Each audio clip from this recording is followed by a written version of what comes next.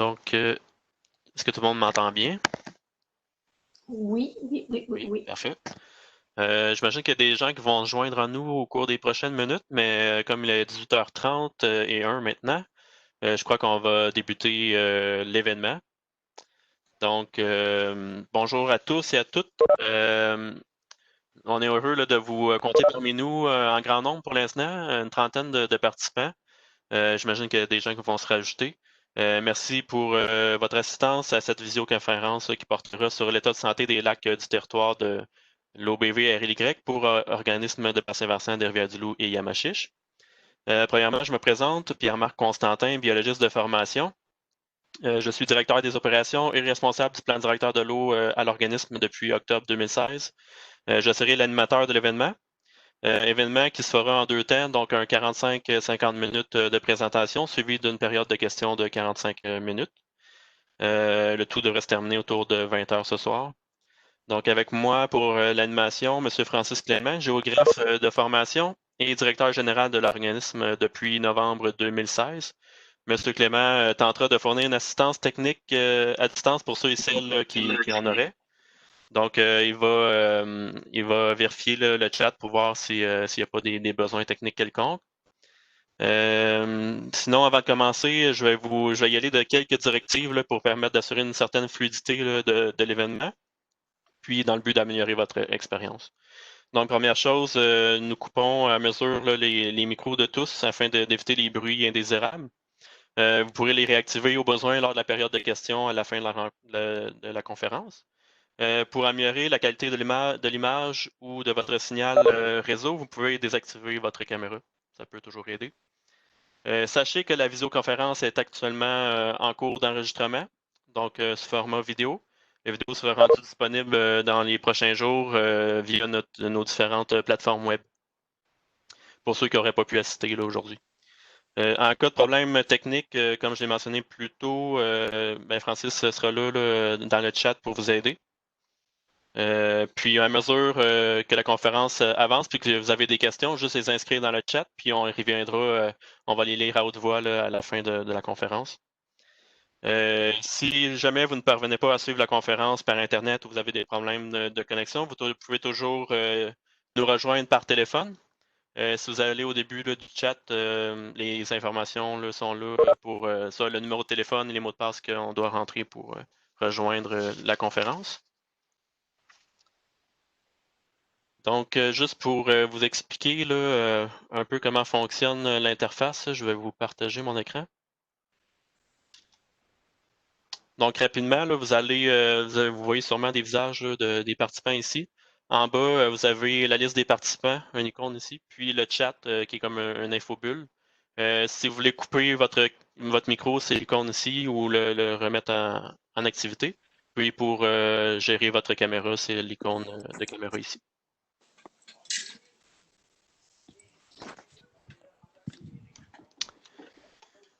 Donc maintenant, on va rentrer plus précisément dans la conférence. Donc, je vais commencer par vous présenter nos conférenciers. D'abord, nous sommes heureux d'accueillir parmi nous Madame Sonia Bemel, qui est limnologiste et coordonnatrice scientifique chez Agiro, un organisme voué à la protection de l'eau et des écosystèmes du bassin versant du lac Saint-Charles à Québec. Madame Bemel contribue également comme responsable de l'environnement depuis 13 ans pour l'Association des propriétaires du lac Perrot et du lac Fin, et comme membre du comité de l'environnement pour les lacs de la municipalité de Saint-Ubald dans Portneuf. Elle est également PDG de l'entreprise Watershed Monitoring, une entreprise spécialisée dans les solutions informatiques de gestion de données relatives à la qualité de l'eau. Donc, Mme Bemel connaît donc très bien les réalités locales auxquelles les riverains de lac sont confrontés. Mme Bemel vous expliquera au cours des prochaines minutes le concept d'eutrophisation et de dégradation de la qualité des eaux du lac. Avec nous également, M. Alexandre Bérubé-Tellier, qui est chargé de projet à l'organisme de bassin versant et responsable du soutien aux associations de lacs du territoire depuis mars 2020. Alexandre est titulaire d'un baccalauréat en sciences biologiques et écologiques de l'Université du Québec à Trois-Rivières, ainsi que d'un baccalauréat en droit de l'Université Laval. Ses expériences professionnelles l'ont amené à travailler dans le domaine de la faune et plus précisément de l'évaluation de l'intégrité écologique des écosystèmes. Alexandre va vous présenter de façon concrète l'état de santé des lacs du territoire un peu plus tard. Moi, je vais y aller avec une courte mise en contexte.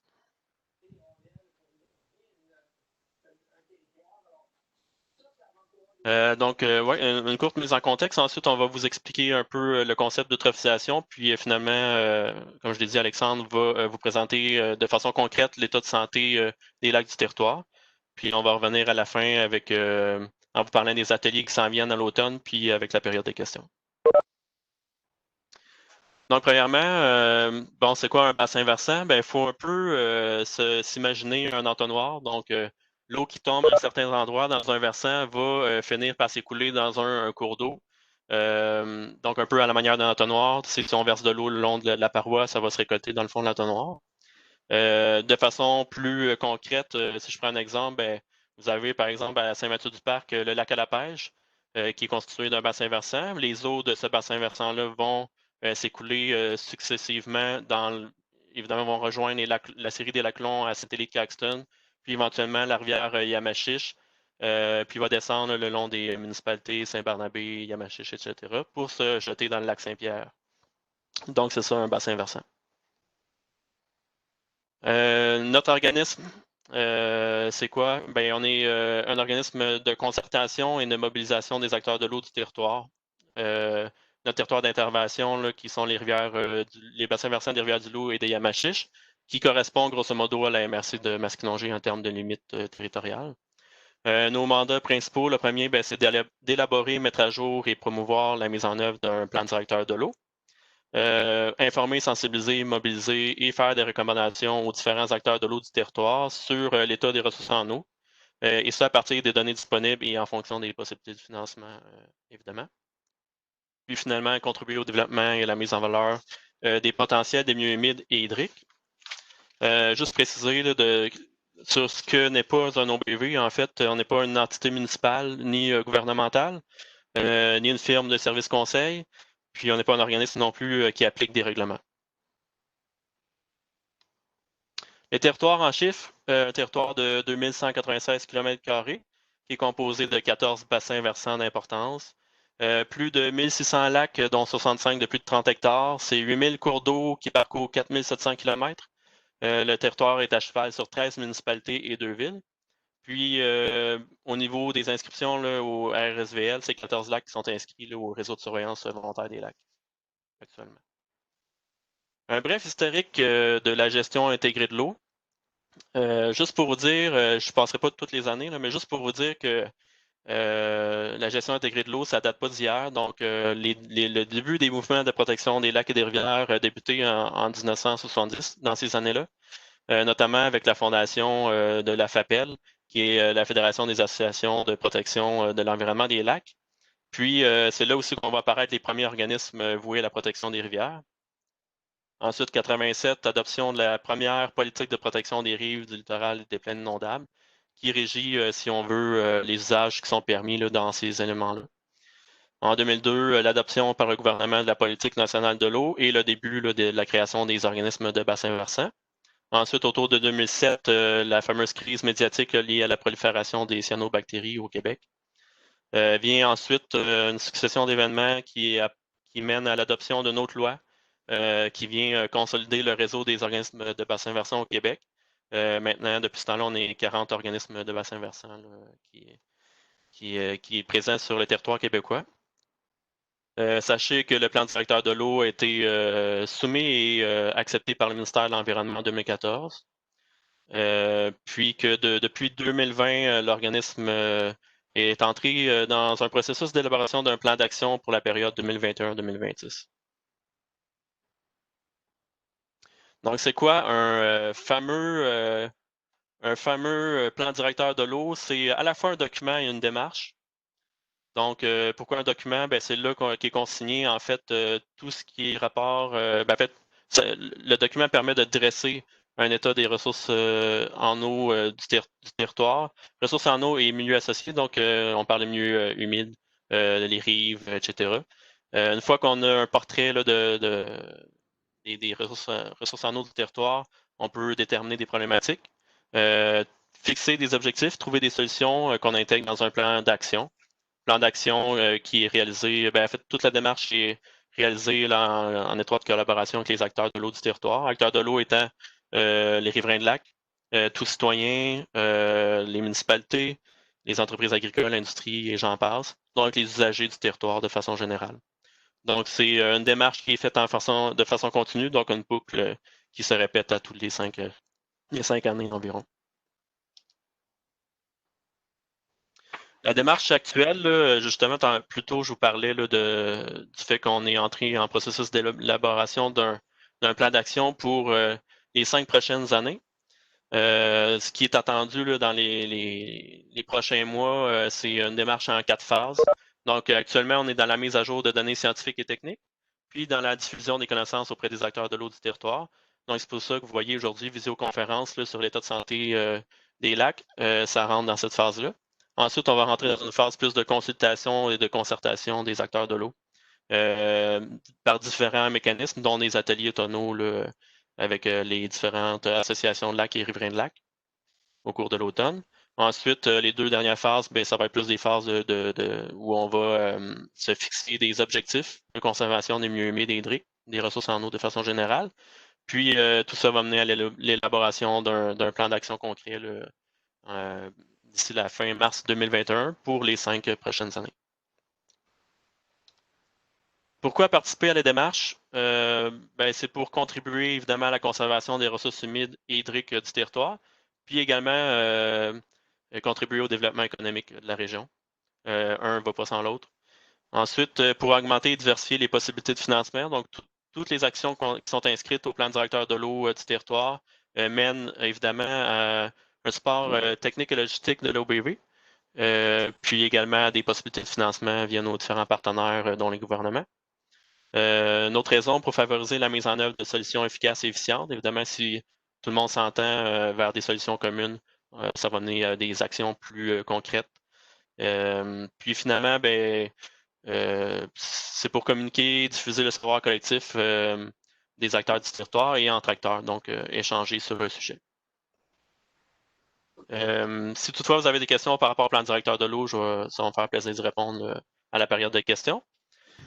Et pour les prochaines minutes, je vous laisse entre les mains de Alexandre, qui va vous parler du programme de suivi des lacs de l'organisme du Bas-Saint-Vincent.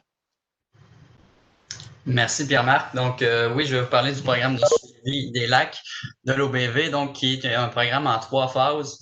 En fait, le programme en 3 phases va nous permettre d'investir davantage d'efforts sur les lacs qui sont jugés vraiment problématiques, puis justement de ne pas mettre trop de temps sur des lacs qui, au final, ont une bonne santé. Donc, en ce qui a trait aux 3 phases, la phase numéro 1 va être une phase d'identification des lacs problématiques. Ce qu'on va faire, c'est qu'on va analyser certains paramètres de la qualité de l'eau de ces lacs-là, donc à l'aide d'une sonde multiparamétrique. Ça va nous permettre d'apposer une cote de priorité d'intervention de 1 à 5, qui, 1 étant la cote d'intervention la plus urgente, pour justement passer à une phase 2, donc une phase dans laquelle on va évaluer davantage les symptômes d'eutrophisation plus en détail. Donc, on va avoir d'autres paramètres évalués, notamment d'autres paramètres de la qualité de l'eau, la qualité également des bandes riveraines va être analysée, ainsi que la zone littorale des lacs. Par la suite, encore là, si on juge que le lac présente suffisamment de symptômes d'eutrophisation, on peut passer en phase 3. Cette phase 3-là va servir à documenter vraiment les causes de détérioration du bassin versant du lac. Donc, on va lâcher un petit peu le lac pour aller analyser tout le territoire qui est alentour du lac pour y découvrir justement qu'est-ce qui pourrait causer l'eutrophisation accélérée du lac. Donc, pour faire un petit historique là, des suivis réalisés par l'OBV lors des dernières années, en ce qui a trait au lac, ça a commencé en 2009. En fait, 3 lacs sur notre territoire d'intervention qui ont subi des épisodes de floraison de cyanobactéries entre 2007 et 2009. Et à la demande de municipalités, l'OBV a réalisé ses premières interventions pour évaluer la santé de ces lacs-là. Le programme en phase n'était pas encore mis sur place, donc ça a été vraiment des analyses complètes, c'est-à-dire qu'on a à la fois analysé la santé, les symptômes d'eutrophisation ainsi que les causes de perturbation. En 2010, l'OBV a jugé bon d'instaurer un programme en 3 phases. Puis Puis à partir de là, entre 2010 et 2012, il y a 59 lacs qui ont été analysés en phase 1, donc pour déterminer si ces lacs-là étaient problématiques. Par la suite, 14 lacs ont passé en phase 2, donc ont été jugés assez prioritaires, et la majorité d'entre eux aussi ont été analysés en phase 3. Plus récemment, l'OBV a fait le suivi du périphyton pour ce qui est de 7 lacs sur le territoire de la municipalité de Saint-Élie-de-Caxton, donc de 2017 à 2019. Et cet automne, nous allons réaliser le profil de 10 lacs à Saint-Élie-de-Caxton. En fait, c'est les mêmes profils qu'ils ont réalisés lors de la phase 1 il y a 10 ans. C'est un peu pour voir si l'état de l'eau de ces lacs-là s'est dégradé ou s'est amélioré. Donc, pour la suite des choses, je vous laisse entre les mains de Sonia Bemel qui va vous expliquer davantage le phénomène d'eutrophisation. Oui, bonsoir. Merci beaucoup à tout le monde d'être là. Merci Pierre-Marc et Alexandre. Donc, en fait, j'aimerais ça vous expliquer dans les prochaines minutes le concept d'eutrophisation, qui est un concept qui n'est pas facile du tout et que des fois, il est confondu aussi avec des éléments qu'on appelle plutôt la dégradation d'un lac. Je vais vous expliquer également comment on procède à mesurer l'eutrophisation et la dégradation, quels sont les potentiels impacts sur les lacs et qu'est-ce qu'on peut faire sur un plan individuel et en association, en collaboration avec les riverains, les municipalités et d'autres instances pour protéger son lac. Parce que même si il y a beaucoup d'instances qui existent auxquelles on pourrait donner la responsabilité, on est encore dans une réalité de bottom-up, excusez l'anglicisme, mais une réalité où on doit, en tant que riverain individuel et en tant que représentant d'association ou membre d'une association, faire ce qu'il faut pour protéger son lac et on peut très bien le faire, ça fonctionne très bien, on va pouvoir en parler. Donc, en fait, si on revient au concept d'eutrophisation, si on revient à la toute base d'eutrophisation, ça veut rien dire de plus à la base entre un lac peu nourri et un lac bien nourri. Si on compare ça avec un humain, c'est un humain qui est très mince, très maigre, versus un humain qui est fait un peu plus d'embonpoint. Ça ne veut pas dire à la base qu'on n'est pas en bonne santé. Donc, autrement dit, on peut être quand même plutôt bien nourri avec, dans ce cas-ci, dans le cas des lacs, avec beaucoup d'azote et de phosphore et quand même avoir surtout une bonne santé pour éliminer les contaminants qui peuvent être nocifs pour l'écologie du lac, les poissons, le zooplancton, le phytoplancton, donc toute la chaîne biologique d'un lac qui fait en sorte que le système fonctionne relativement bien et ne devient pas en quelque sorte malade. Puis je m'explique. À la base, les lacs du Québec ont tous environ 10 à 12 000 ans. Ils ont été créés lors de la dernière glaciation. Et déjà à la base, ils avaient une profondeur qui variait. Donc, moins qu'un lac était profond au départ de son existence et petit, plus qu'il a pu se combler avec les années avec la matière organique de manière naturelle et de cette façon recevoir des éléments nutritifs comme l'azote et le phosphore. Donc, il y a des lacs qui sont aujourd'hui eutrophes, mais qui sont complètement naturellement eutrophes et ont quand même un bon équilibre écologique. Là où on commence à avoir un problème, si on a un lac, qu'au moment que nous, on est nés, de notre vivant, on a un lac qui est oligotrophe, parce que c'est un lac qui, au moment qu'on a commencé à aménager, il y a 30, 40, 50 ans, et qu'on le voit devenir très rapidement mésotrophe et eutrophe, et de nous-mêmes, de notre propre vivant, et même en l'espace de quelques années seulement, on voit un changement dans son lac. Et quand on voit ces changements-là, vous les connaissez tous, vous les avez probablement déjà tous observés, c'est quand on voit une prolifération très importante tout d'un coup de plantes aquatiques qui ne sont pas mauvaises en soi, mais quand on voit qu'il y en a beaucoup qui poussent tout d'un coup, c'est parce qu'il y a trop de nutriments qui arrivent trop vite. On n'est pas supposé de voir ces changements-là en l'espace de quelques années. Et aussi un autre indicateur, c'est quand on voit énormément de cyanobactéries, des floraisons de cyanobactéries, c'est qu'on sait que le lac est surnourri. En plus de ça, on a aussi un élément contribuant à l'eutrophisation, la dégradation d'un lac, c'est quand on définit ça par la diminution progressive de la qualité de l'eau qui a un impact sur les conditions écologiques et physiques d'un lac, mais qui ne sont pas nécessairement associées aux concentrations d'éléments nutritifs. Ça veut dire que, par exemple, si vous faites de l'embonpoint, vous êtes en pleine forme, vous avez un bon équilibre, vous pouvez être très en santé parce que vous ne fumez pas, vous ne buvez pas, vous vous alimentez bien. Donc, vous avez un bon équilibre. Mais si, peu importe si on est peu nourri ou bien nourri, on fume, on prend de la drogue ou peu importe, je caricature à peine, mais on peut être aussi mince, aussi bien nourri qu'on veut, mais on va devenir malade, on a un déséquilibre. Et pour un lac, ce qui va vraiment un des éléments, je vous dirais, les plus nocifs pour un lac présentement, c'est les sels de voirie. En plus des éléments nutritifs comme l'azote et le phosphore, c'est-à-dire les abats poussières et les sels de déglaçage en hiver. En fait, l'effet des sels de voirie, c'est que les lacs au Québec, ils ont deux fois par année que les eaux se mélangent, les eaux de surface avec les eaux profondes se mélangent au printemps après la fonte des glaces et à l'automne. Vous connaissez très bien en été, quand vous vous baignez, que vous avez un lac stratifié, très chaud en surface, un peu plus froid plus bas et très froid dans le fond. Ça, on a un lac stratifié qui souvent manque d'oxygène dans le fond. Alexandre va revenir là-dessus tout à l'heure. C'est un indicateur, moins qu'il y a de l'oxygène dans le fond, plus que le lac est nourri. Fait le lac, il a besoin de se mélanger pour que l'oxygène retourne dans les fonds des eaux, puis il peut faire ça juste 2 fois par année normalement, au printemps et à l'automne. Donc, il a 2 bouffées d'air par année. Si on rajoute trop de sels de voirie, les lacs sont plus capables de se mélanger comme il faut. On a des lacs à Québec qui n'arrivent plus à se mélanger 2 fois par année, donc ils ont droit à une bouffée d'air par année au lieu d'en avoir 2.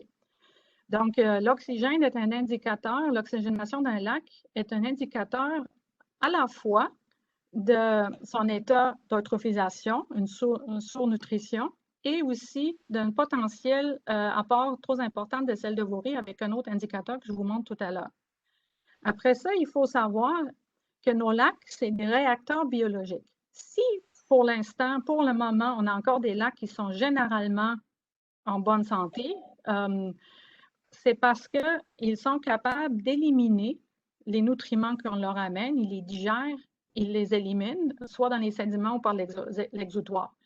Et ils sont aussi, jusqu'à un certain point, capables de digérer les contaminants qu'on leur amène, comme les hydrocarbures, comme les produits de soins, les résidus de médicaments, les produits de nettoyage, les herbicides, les pesticides.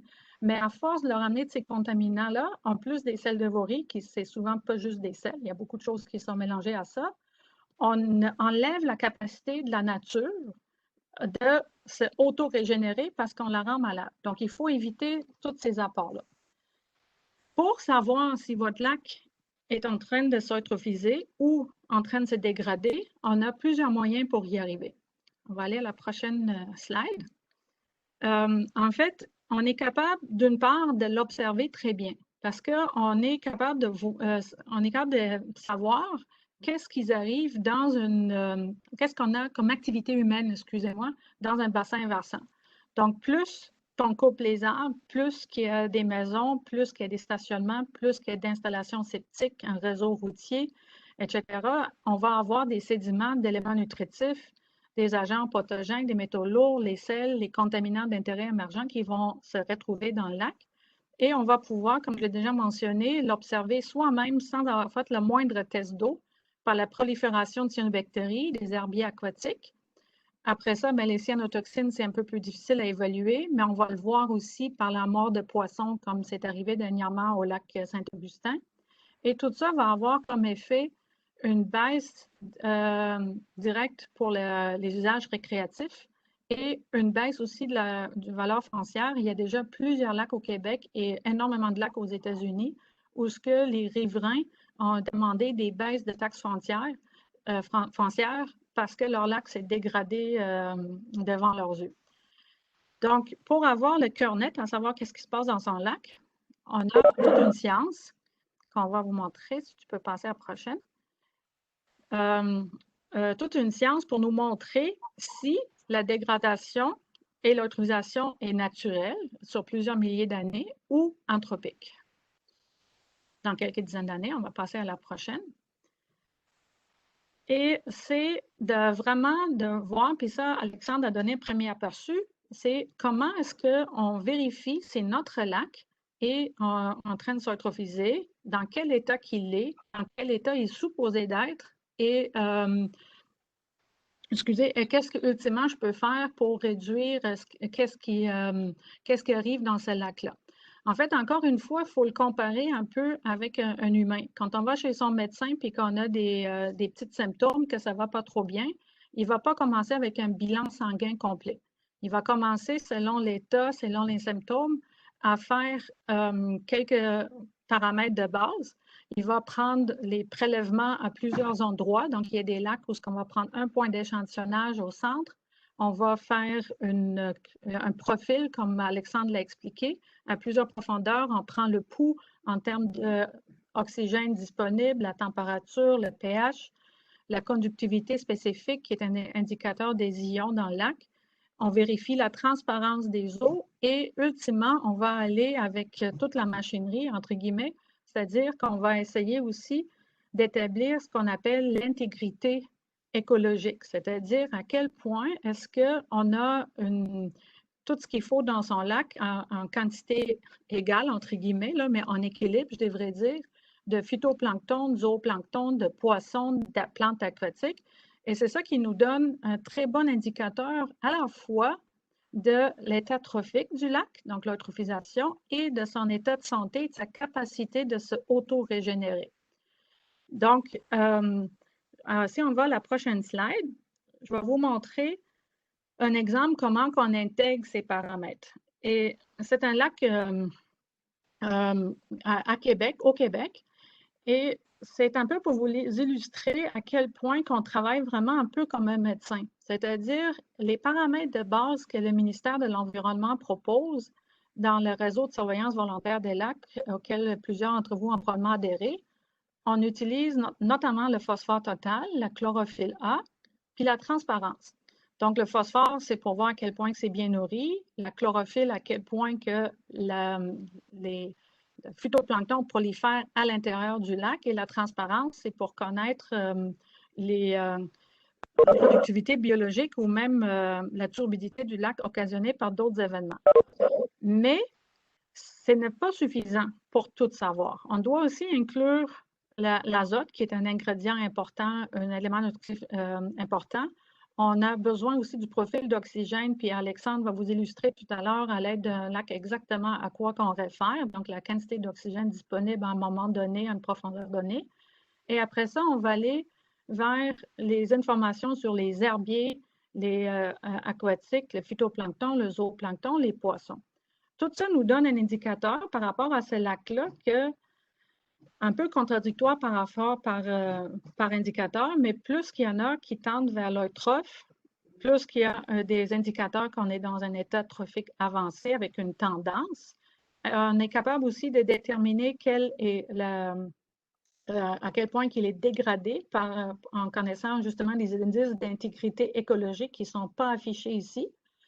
Et on a aussi comme indicateur très important pour les lacs la conductivité spécifique, qui est un indicateur pour connaître le conteneur en ions dans un lac. Sur le bouclier canadien, à la base, naturellement, on a une conductivité spécifique qui varie entre 20 et 30 microsiemens dans les lacs. Et à partir du moment qu'on a plus que ça, il y a des lacs au Québec qui n'ont au-dessus de 1000, qui sont supposés d'être naturellement à 30.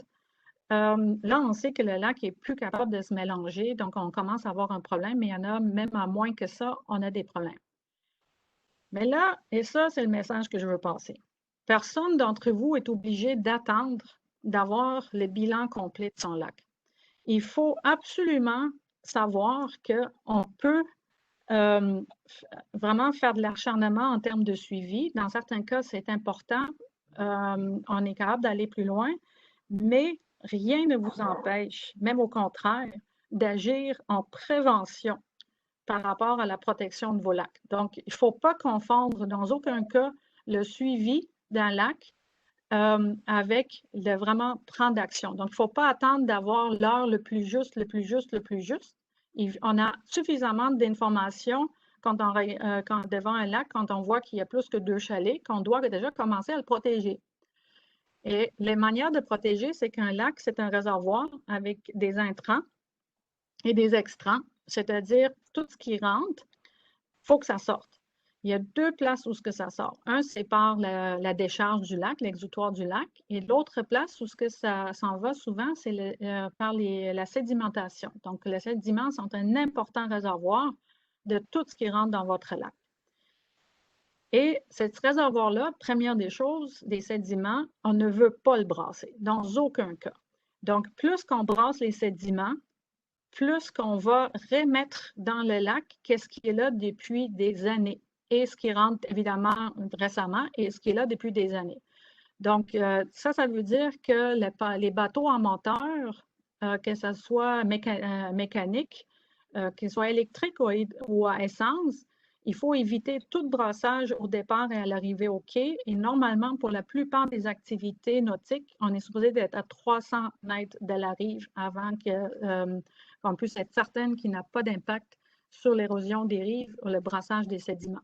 C'est une question un peu de profondeur et de grandeur des lacs, mais c'est un élément majeur des lacs.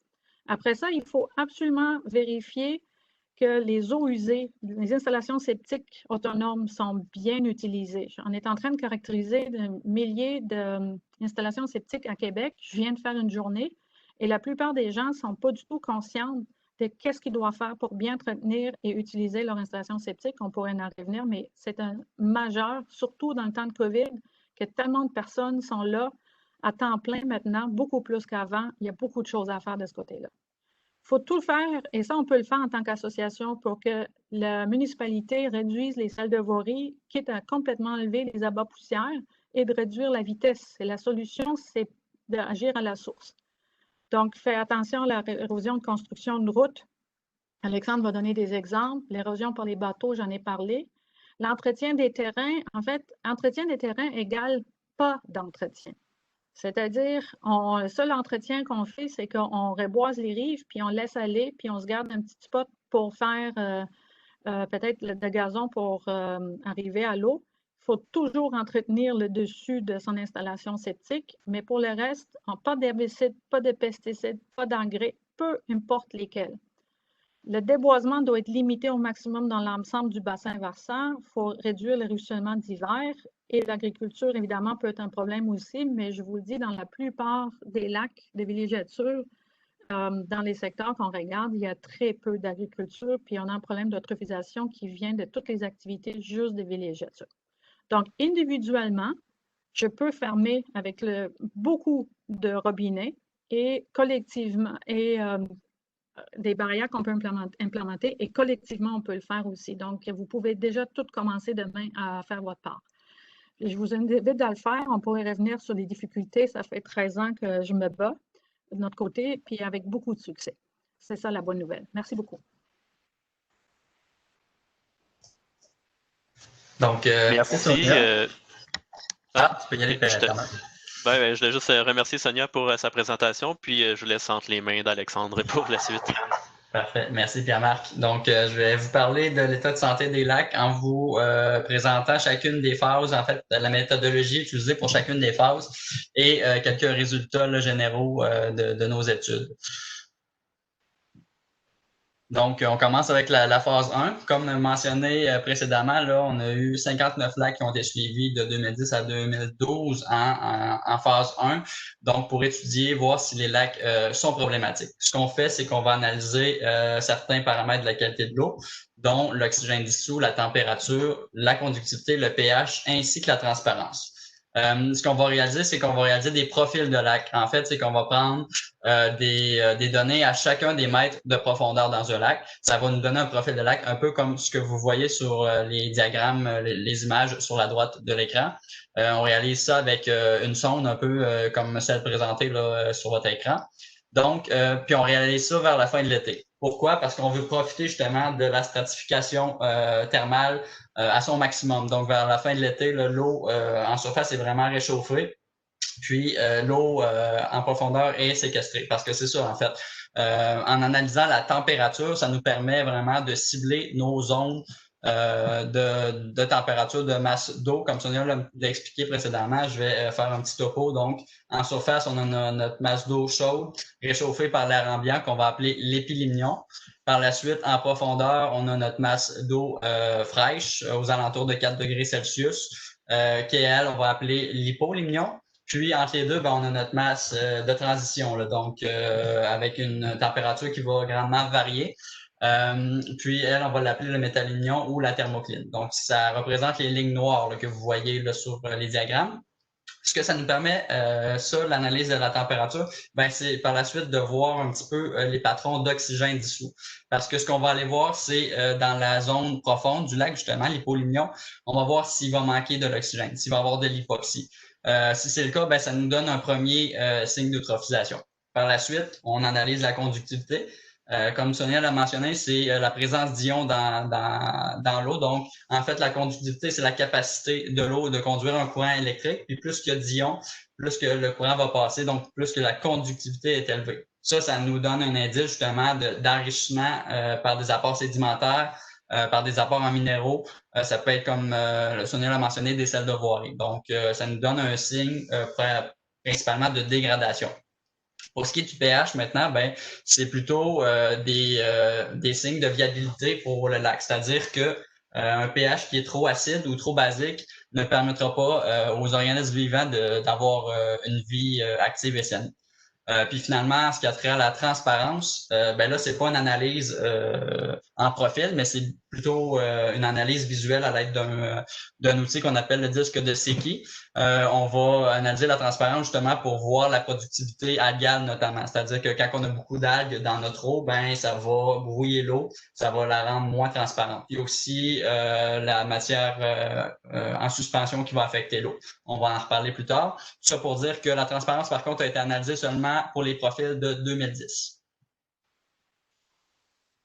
Donc, une fois qu'on a nos données de phase 1, on est capable d'attitrer des codes de priorité à nos lacs pour voir si justement on pousse les suivis un peu plus loin ou si bon, le lac est en bonne santé.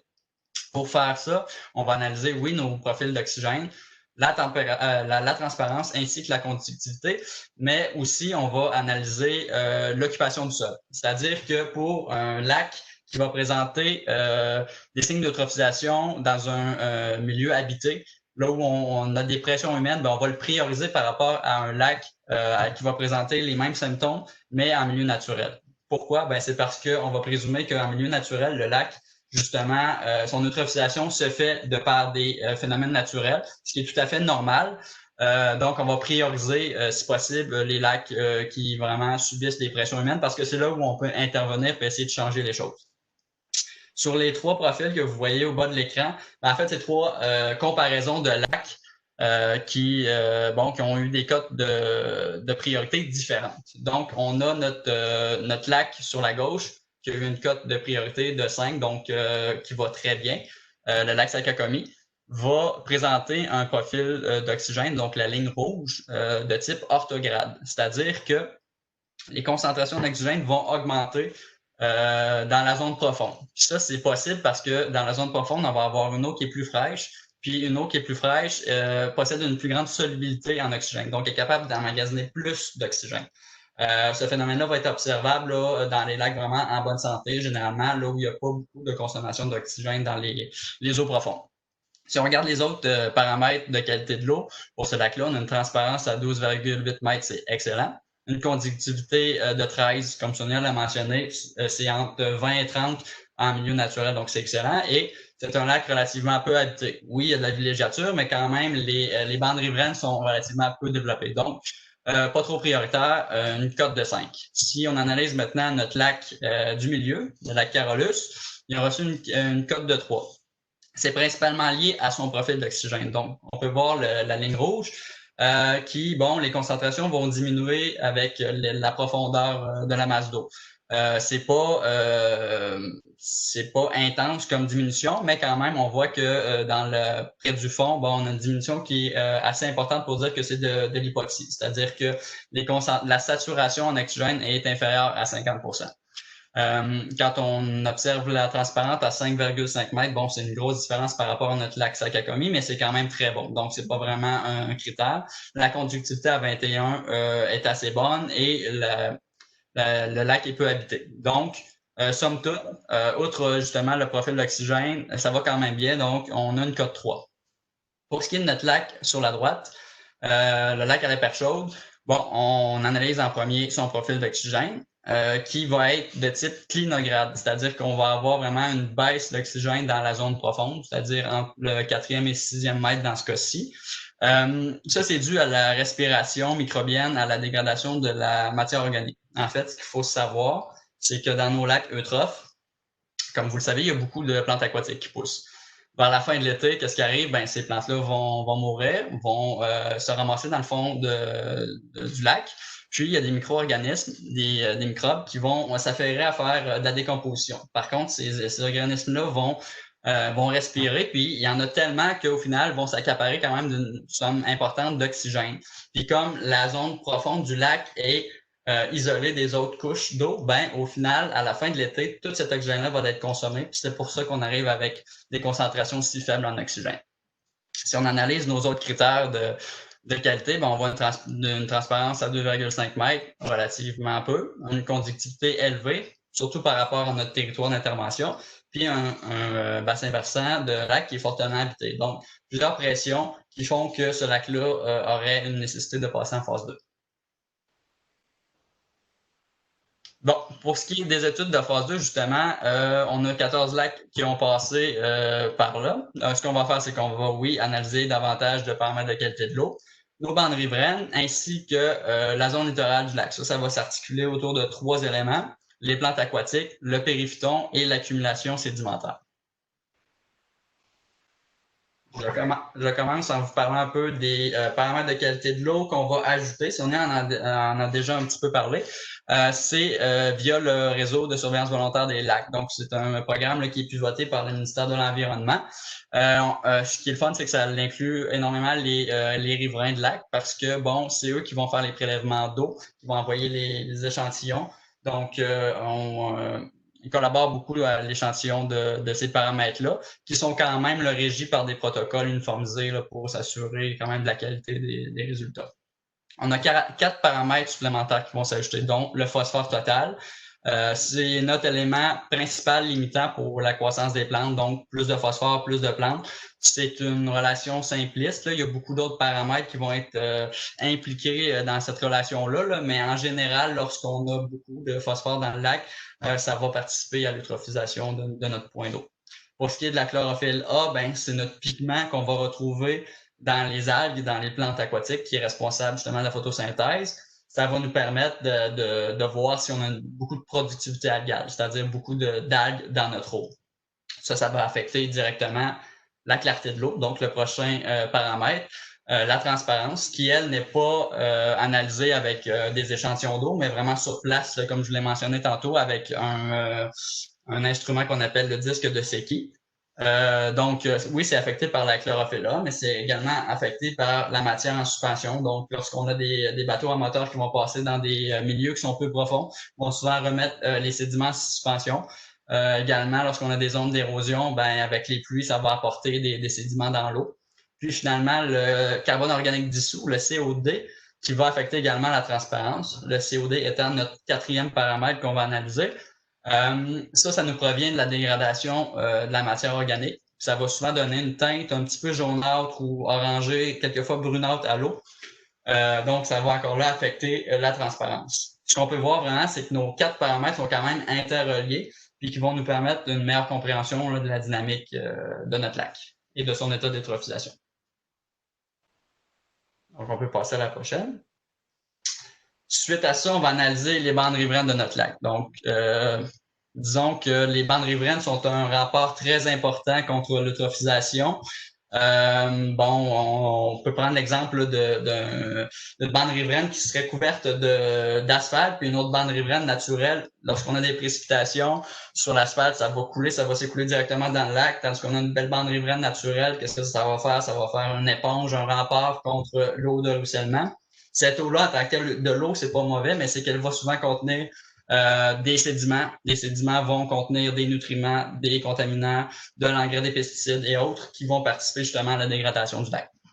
Fait que ce qu'on va faire, nous, l'OBV, quand on analyse la bande riveraine, c'est qu'on va se baser sur l'IQBR. C'est l'indice de qualité des bandes riveraines. On va attitrer une cote de 0 à 100 aux bandes riveraines.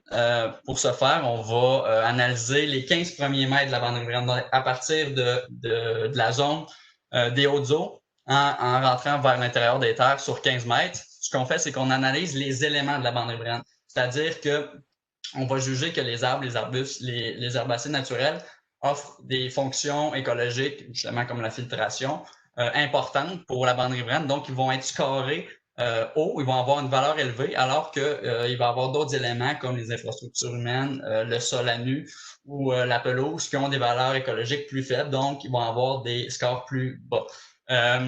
Chacun de ces éléments-là, on va évaluer la superficie d'entre eux sur la bande riveraine. On va tout multiplier ça. On obtient une cote de 0 à 5 qui nous donne un peu la qualité de la bande riveraine.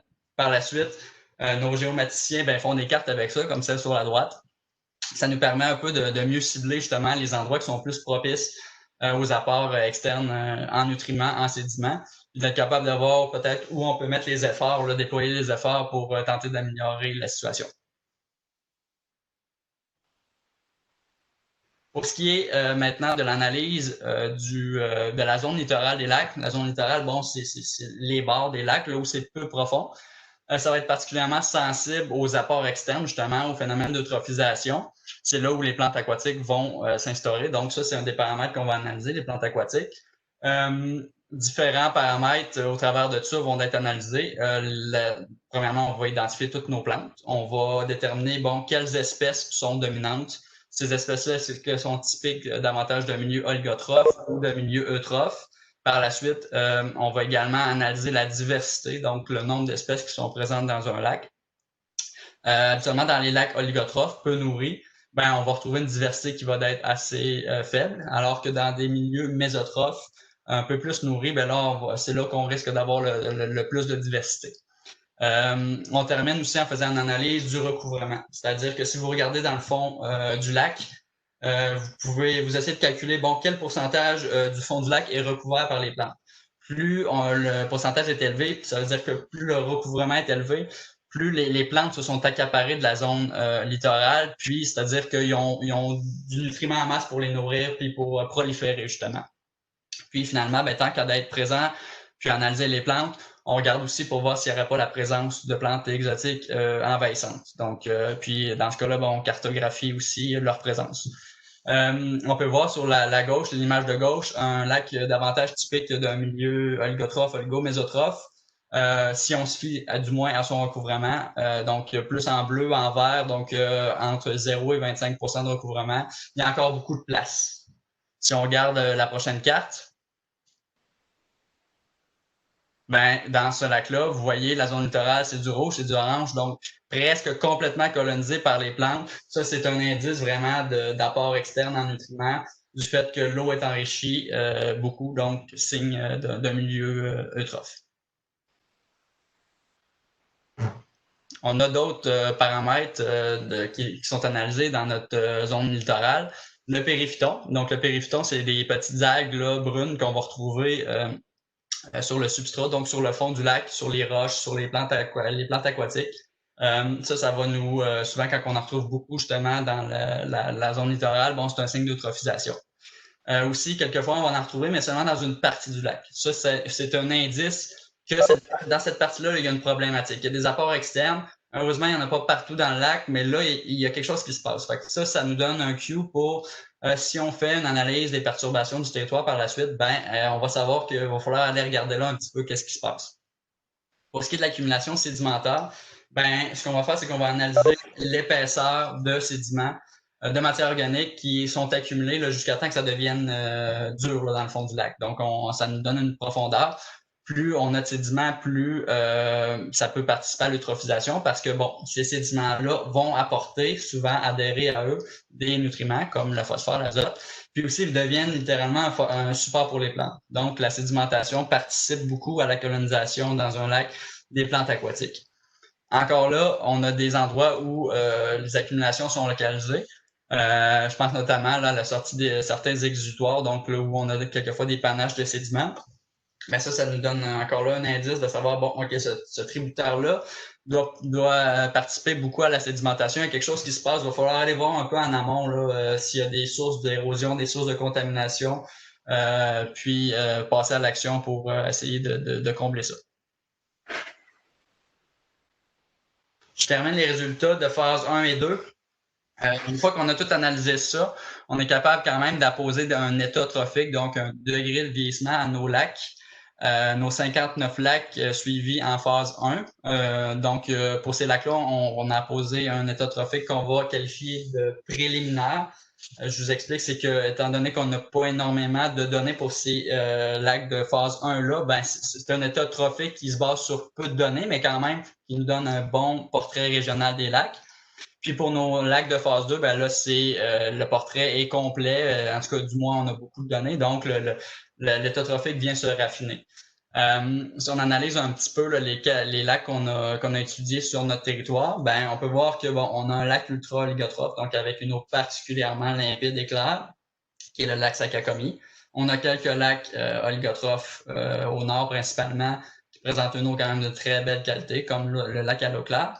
Puis après ça, on a 48 de nos 59 lacs qui vont se trouver entre le niveau oligomésotrophe puis mésotrophe. Donc, un vieillissement intermédiaire qui est représentatif quand même de la majorité des lacs du territoire. Par contre, c'est aussi caractéristique de l'air. Si vous voyez le lac Sakakomi, le lac à l'eau claire, c'est des grands lacs. Comme Sonia l'a dit, plus le lac est grand, plus le lac est profond, plus ça va être long avant qu'il se comble et qu'il soit susceptible au phénomène d'eutrophisation.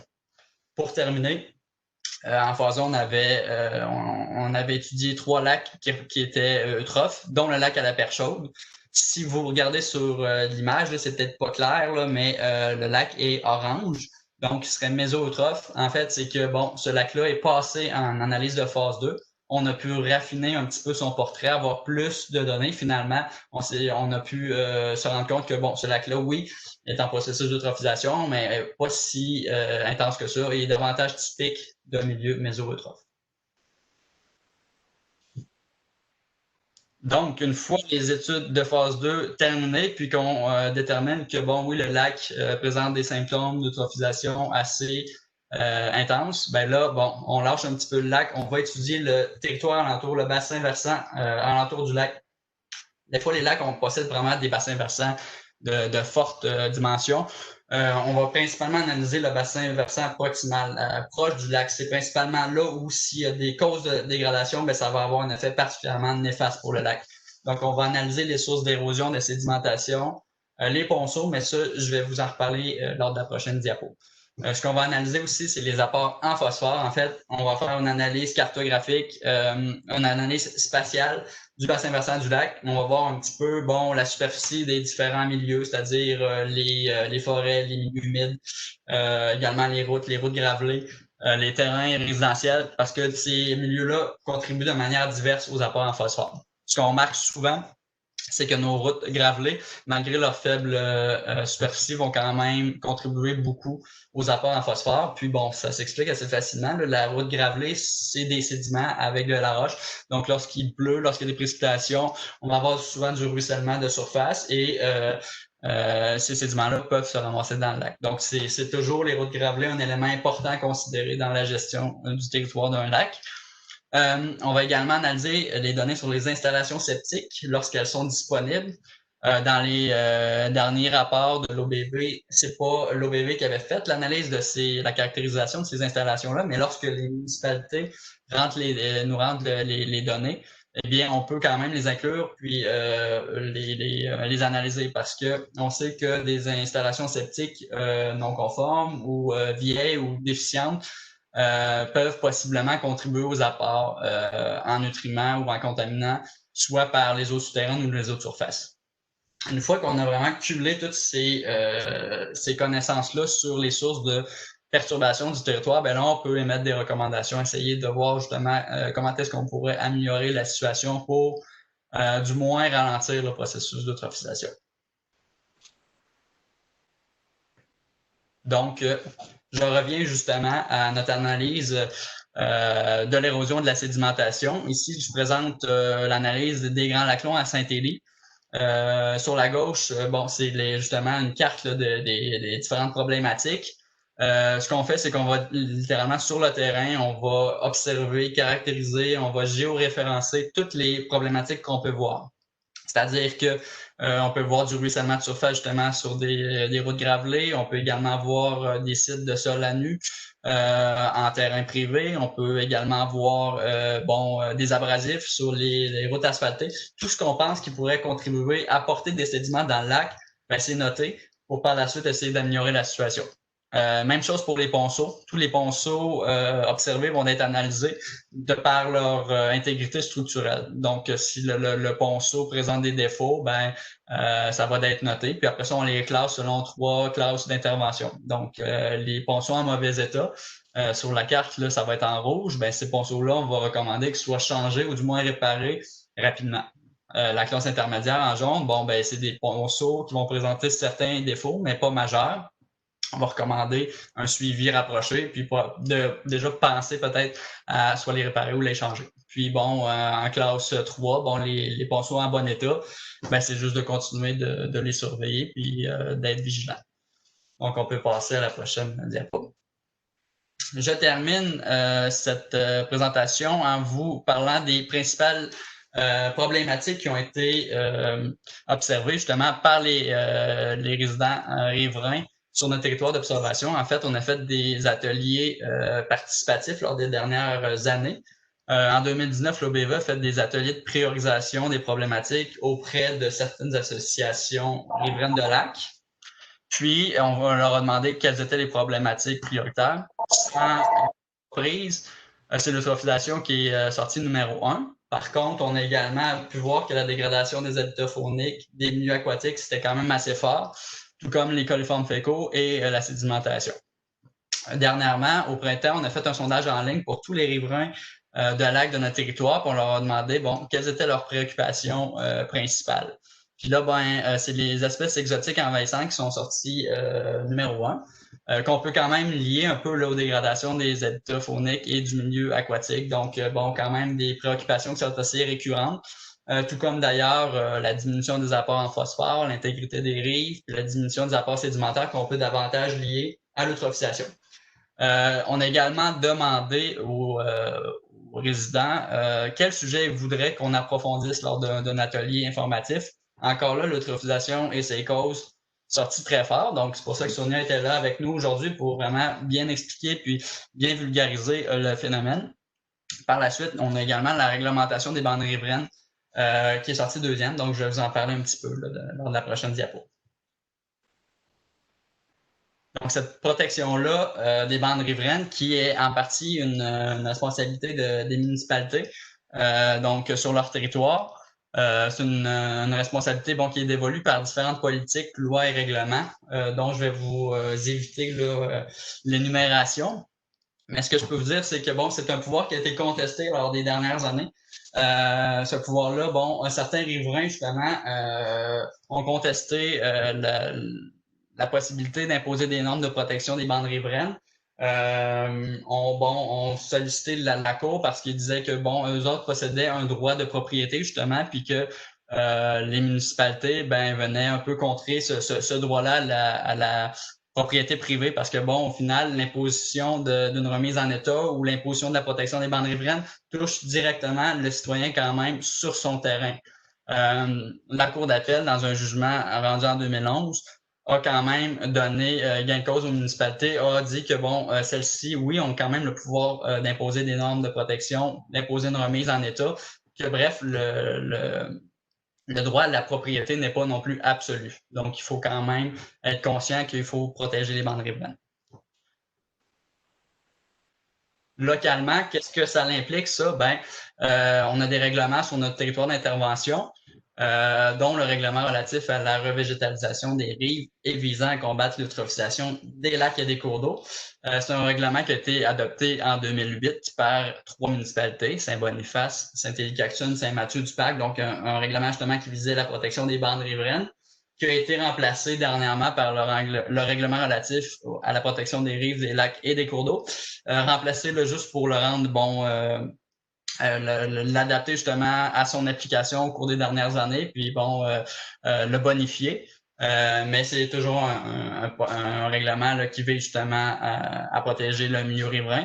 En 2020, Saint-Alexis-des-Monts a adopté le règlement, donc c'est joint à la marche. C'est un règlement dont les grandes lignes là, sont les suivantes. On interdit d'épandre des engrais dans le secteur riverain, interdiction d'altérer la végétation riveraine. Bien entendu, il y a des exceptions. Là. Vous pouvez toujours faire une fenêtre d'observation du lac. Il y a des manières de gérer, comme pour l'accès au lac. Il y a également une interdiction de faire des feux au sol dans la zone riveraine, bien entendu, puis une obligation de revégétaliser les aménagements artificiels. Tout ça dans une optique là, d'améliorer la qualité des bandes riveraines et de protéger nos cours d'eau. Je termine le tout en vous parlant des espèces exotiques envahissantes. Je vais vous parler de 6 espèces exotiques envahissantes qu'on retrouve présentement au Québec, à garder en tête lors de vos sorties sur votre lac préféré. Pour voir si justement on n'aurait pas un envahisseur dans notre lac. Donc, tout d'abord, le Myriaphile aipi, la vedette peut-être de ce groupe-là. Pas mal, tout le monde a déjà entendu parler de cette plante, qui est une plante qui est submergée, donc c'est-à-dire qu'elle va vivre complètement dans l'eau. Quelquefois, vers la fin de l'été, on va avoir la fleur là, qui va dépasser de la surface de l'eau, mais sinon, c'est une longue tige dans laquelle il va y avoir des folioles qui sont dispersées, puis avec des petites feuilles, comme vous pouvez voir là, sur la coupe transversale de cette plante-là. Par la suite, la deuxième plante que je vous présente, c'est l'hydrocaride grenouillette. En fait, ça va ressembler beaucoup à un nénuphar, mais c'est un nénuphar de petite taille. C'est petit. Puis, on a un critère distinctif quand même, c'est que les nénuphars, les nymphées, ces plantes-là qui vont flotter généralement, sont quand même reliées au sol avec une tige. L'hydrocaride grenouillette, elle, n'a pas de tige qui la relie au sol. Donc, ça peut être un critère qui peut vous permettre vraiment d'identifier cette plante. On peut passer à la troisième espèce, qui est la jacinthe d'eau. C'est une plante flottante qu'on va retrouver dans les milieux peu profonds. Donc, là, le spécimen est séché, drôlement séché, mais la feuille, en fait, est quand même très luisante, va ressembler un peu à une feuille de plante grasse. Les fleurs sont mauves, en rosette, assez distinctives. Puis, si vous hésitez dans votre identification, vous pouvez toujours tirer sur un spécimen. Les racines vont présenter un aspect plumeux très particulier. Donc, la quatrième plante, le potamo crépus. Les potamos, c'est une famille de plantes aquatiques qui sont très diversifiées au Québec. Généralement, on va avoir des feuilles submergées, donc on va retrouver sous l'eau. Puis, à la fin de l'été, on va avoir des feuilles qui vont venir également flotter. On va avoir 2 types de feuilles différents. Par contre, pour le potamo crépus, on a seulement un type de feuilles, donc les submergées. Puis c'est vraiment ça, leur critère, c'est les feuilles. Parce que les feuilles sont très particulières, vont avoir une bordure ondulée, un peu comme une pâte de lasagne, donc vraiment une ondulation. Puis la texture aussi de la feuille va ressembler quasiment à du plastique, donc vraiment faite d'un matériau très rough and tough. On peut passer à la quatrième plante, le faux nymphée pelleté. Donc encore là, une plante qui ressemble à un nénuphar, mais avec une petite bordure ondulée. On va être capable de l'identifier grâce à sa fleur. En fait, la fleur des nénuphars va être une fleur fermée qui va ressembler à une boule qui n'ouvrira pas nécessairement. La fleur des faux nymphées, elle, va s'ouvrir. Après ça, par contre, on a une faux nymphée indigène, donc qui n'est pas exotique. Celle-ci va faire une fleur qui est blanche, alors que notre espèce exotique va faire une fleur qui est jaune. Donc, vraiment, son critère d'identification, c'est la fleur. On va vouloir observer une fleur qui est ouverte et jaune, ou plutôt, on ne voudra pas l'observer dans nos lacs. On peut passer à la dernière plante, la châtaigne d'eau. Donc, une plante qui est assez distinctive, assez facile à identifier là, de par ses feuilles. des feuilles en type d'éventail un peu, très denté. Ça va faire une rosette à la surface de l'eau, une rosette flottante. Il va y avoir également des feuilles là, sous la rosette, mais c'est vraiment cette rosette-là qui est super distinctive. Donc, en ce qui a trait maintenant au lac suivi par l'OBV, ben, on peut voir que, en fait, on n'a pas observé énormément de ces plantes exotiques envahissantes, sauf l'hydrocarite grenouillette au lac des Six. Ce qu'il faut dire, par contre, c'est qu'on a observé plusieurs espèces indigènes qui ont des potentiels envahissants, comme le potamo à large feuille, l'élodée du Canada, Brassénie schreiber. Par contre, ce qu'on peut dire aussi, c'est que nos relevés datent de plusieurs années. Donc, il est possible qu'il y ait quand même de ces plantes-là. Il faut rester vigilant. Également, avant de terminer, ben, je devais vous mentionner que si vous déplacez vos embarcations d'un plan d'eau à un autre, très important, toujours bien les laver, bien les inspecter. Également, lorsque vous avez des moteurs, ben, c'est toujours de faire attention aux hélices, les démonter si possible, démonter même les parties du moteur qui sont possibles. C'est là où beaucoup de fragments vont se retrouver, puis ces fragments-là vont rester dans l'humidité, donc vont rester viables d'un endroit à un autre. Quand on a le temps aussi, on laisse une période de séchage entre les différents plans d'eau. Donc, je termine. Ben, bref, avant la période de questions, je vais vous parler une petite minute des prochains ateliers qui vont avoir lieu à l'OBV. Donc, c'est des ateliers participatifs où on va parler des problématiques de lac. En fait, ce qu'on va vous demander un peu, c'est justement de nous apporter des pistes de solutions. Donc, on a un plan d'action à rédiger, justement, puis on veut vos opinions quant à ces problématiques-là. Donc, jusqu'à présent, si la situation avec le COVID continue ainsi, ça va être des ateliers en ligne via la même application qu'aujourd'hui. Des durées d'environ 2 heures, tout dépendant de la participation. Et puis, des ateliers qui vont avoir lieu au mois d'octobre 2020. Donc, les détails seront disponibles prochainement là, sur le site Internet de l'OBV. Entre-temps, ben, je cède la parole à Pierre-Marc. Merci Alexandre et Sonia pour avoir fait le tour là, de tous ces concepts-là. Puis Alexandre là, d'avoir présenté justement les différentes études qui ont été faites sur le territoire. Je vois qu'on a débordé un peu là, du temps qui était prévu, mais je pense qu'on a vraiment fait le tour des différents concepts.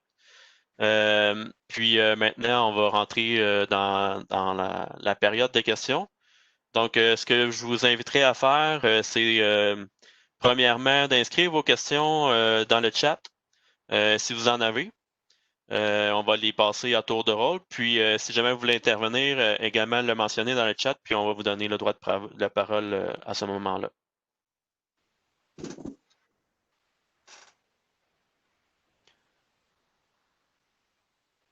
Sinon, si on regarde juste pour l'instant ce qu'il y avait dans le chat, il y avait un monsieur Ken là, qui avait écrit quelque chose là, par rapport à 4 degrés que le mélange se passe. En fait, justement, là, Alexandre en a parlé, c'est lors...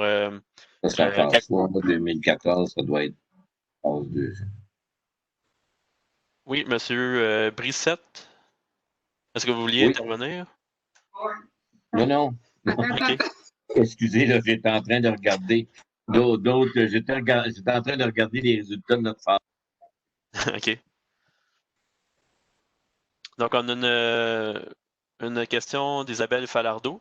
J'aurais une question, moi, par exemple, si j'ai le droit de parole avec M. Brissette. Oui, on va vous le donner. Merci. Vous avez parlé de 59 lacs. Est-ce que je peux savoir c'est combien vous avez de lacs dans votre bassin versant? Mais en fait, de lacs habités, peut-être entre 60 et 70. Mais c'est sûr qu'en termes de nombre de lacs, là, on va au-delà de 1000, mais selon la taille. Mais en termes de lacs habités, ouais, je dirais autour de 60-70 lacs à peu près. Est-ce qu'il est prévu de faire tout le tour des lacs, même s'il y en a, mettons, au moins tous les lacs habités, 70, puis à long terme, les 1000 lacs ou pas du tout? C'est vraiment, on se concentre sur les lacs habités. On se concentre sur les lacs habités. C'est sûr qu'au niveau du territoire, ben, il y a quand même la réserve faunique Mastigouche qui inclut beaucoup de lacs. Puis le suivi de la qualité de l'eau est fait mais par les biologistes de la CEPAC. Donc, en plus, c'est des territoires qui sont plus contrôlés, où les usages sont contrôlés là, en termes notamment d'exploitation forestière et tout ça. Mais il y a quand même un bon contrôle qui est fait de ce côté-là. Donc, on n'intervient pas trop là, dans les lacs plus au nord du territoire. On se concentre vraiment sur les lacs qui sont habités là, un peu plus au sud. OK, donc, ultimement, il y aura les 70 lacs qui seront évalués. Oui, c'est ça. C'est toujours selon le financement qui est disponible. C'est toujours ça. C'est le nerf de la guerre. Quand on a du financement, on peut aller plus loin là, dans nos études. Sinon, vous pouvez couper votre micro pour la suite des choses. Merci.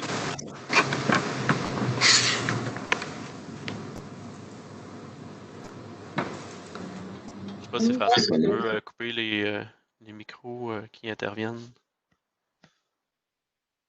Sinon, je vais retourner au chat. Isabelle Falardeau, êtes-vous l'organisme qui s'occupe de la qualité de l'eau de la Rivière-du-Loup? Oui, en fait, on en fait le suivi. Donc, oui, on s'occupe du suivi des lacs. En fait, on gère aussi tout ce qui est données de qualité de l'eau, mais en partenariat avec le ministère de l'Environnement. Évidemment, on a des données de qualité de l'eau à propos de la Rivière-du-Loup. Quand on parle de bassin versant, ben, je l'ai dit un peu plus tôt, c'est bassin versant de lac, mais aussi de rivière, jusqu'à ce qu'on se rende là, dans le lac Saint-Pierre. Ensuite, on a tout le temps Guylaine qui aimerait prendre la parole. Oui, je m'excuse. Oui, c'est parce que je trouvais ça plus facile que de l'écrire. J'ai lu cette semaine, j'ai lu un rapport là du bureau d'enquête, là, ça passait à TVA. Et bon, moi, je suis du lac Héroux, puis là, j'ai vu qu'il cotait comme dans vos termes là, olico, mésotrophe, puis que le lac des Six était mésotrophe. Là, la conférence était très intéressante, mais en attendant les ateliers à l'automne, et pouvez-vous nous répéter qu'est-ce qu'on peut faire comme riverain pour travailler en prévention là, à court terme sans avoir toutes les connaissances biologiques là, que vous avez, mais les petits gestes qu'on pourrait poser, puis si tout le monde le fait, mais ça pourrait aider à ralentir l'eutrophisation des lacs. Peut-être que je laisserai Sonia. Je sais que tu en as parlé un peu plus tôt là, quand tu parlais d'eutrophisation, mais je te laisserai peut-être approfondir le sujet. Oui, en fait, je suis contente de la question parce qu'on ne peut pas le répéter assez souvent que, en fait, les éléments que vous pouvez faire dès maintenant, c'est de vous assurer individuellement votre lac et d'entraîner les voisins après, votre propriété, de garder en place votre bande riveraine au maximum. Si vous n'avez pas encore de bande riveraine, si vous avez du gazon jusqu'au bord du lac, par exemple, vous pouvez faire des plans d'aménagement, soit il y a des éléments des sites web qu'on peut vous partager comment faire. Quelles sont les plantes indigènes à implanter, quelles sont les plantes qu'on met sur le bord de l'eau et lesquelles qu'on met un petit peu plus loin sur le bord de la bande riveraine pour avoir une bonne départition. On a des catalogues des plantes et l'emplacement qu'on peut vous partager qui peuvent vous aider pour bien construire tout ça sans que vous perdez la vue sur votre lac. Donc, ça, c'est le premier élément. Vous pouvez tout de suite aussi commencer à ne plus tondre le gazon là où ce n'est pas nécessaire. C'est-à-dire les endroits où c'est nécessaire de tondre, c'est toujours au-dessus de son champ d'épuration et peut-être pour l'accès vers le lac, mais tous les endroits qu'on n'utilise pas, on ne les tombe pas juste pour faire beau, entre guillemets, c'est pas nécessaire. En fait, l'idée, c'est de vraiment laisser la nature reprendre sa place. L'autre élément très important, n'utilisez aucun produit d'herbicide, pesticide ou d'engrais autour de votre lac. Faites bien attention aux gens qui essayent de vous vendre des engrais sans phosphore pour dire que c'est correct pour un lac.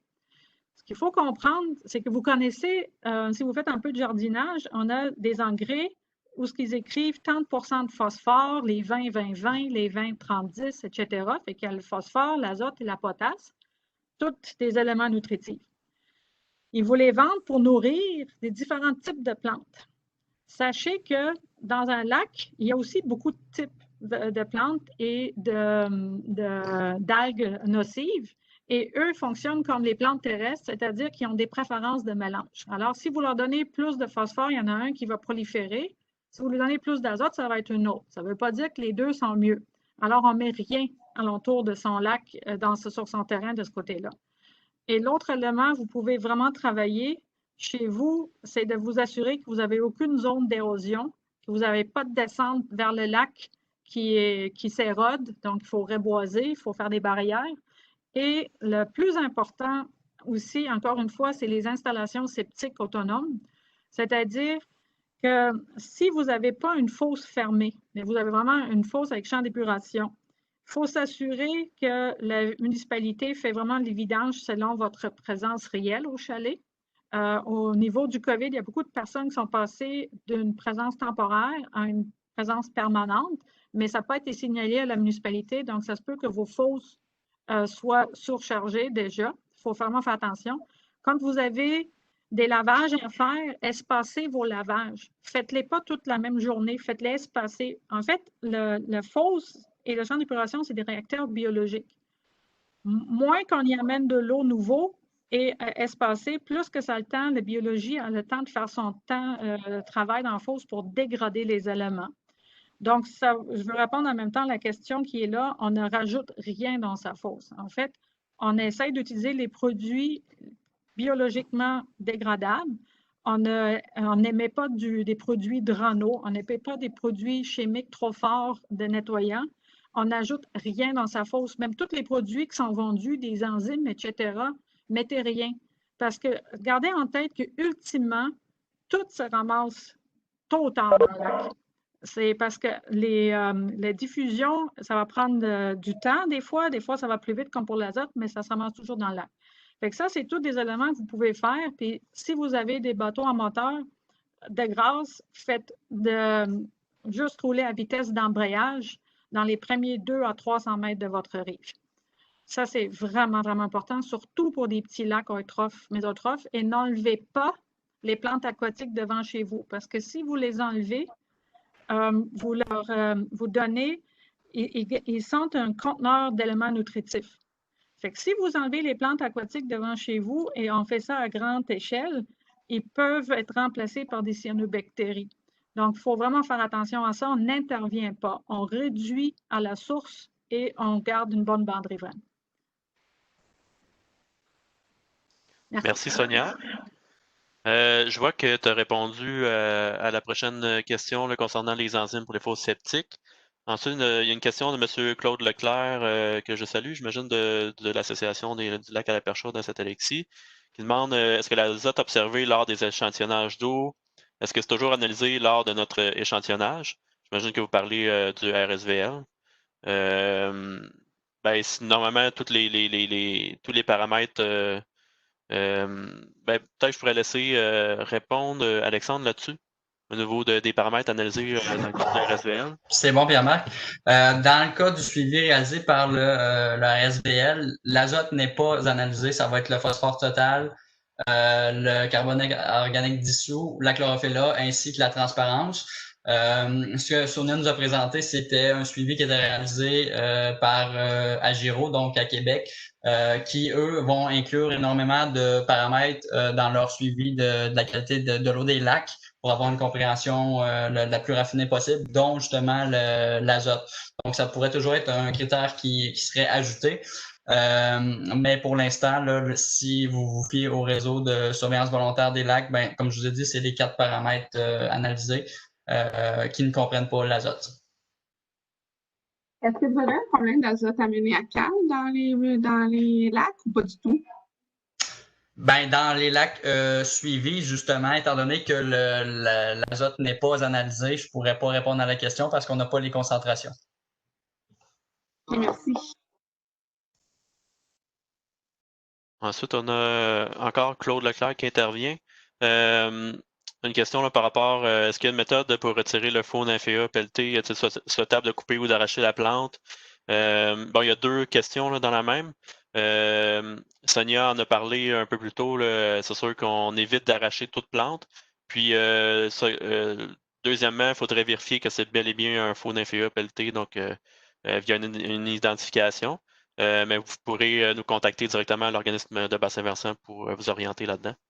Sinon, dans la deuxième partie de question, est-ce que ceci affecte le brassage selon la sédimentation, est-ce souhaitable? Je ne sais pas si vous aimeriez intervenir par parole juste pour préciser votre question.